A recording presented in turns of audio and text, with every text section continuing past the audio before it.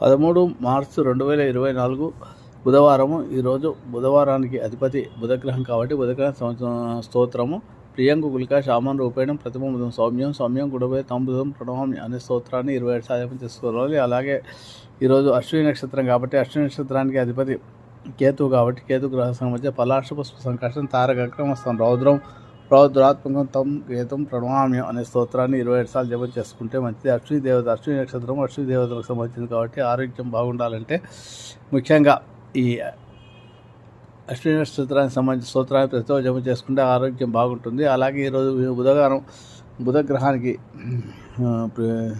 విష్ణుమూర్తికి అధిపతి కాబట్టి విష్ణుదాస్త పారాయణం అధిక శుభఫలితాన్ని ఈరోజు పుత్రగణపతి స్తోత్రం ఎవరికైతే సంతానం లేదో వాళ్ళు పుత్రగణపతి వ్రతాన్ని 12 రోజుల పాటు పాటిస్తే సంతానం కలుగుతుందని శాస్త్రాల్లో చెప్పబడింది. కాబట్టి పాల్గొన మాసంలో పుత్రగణపతి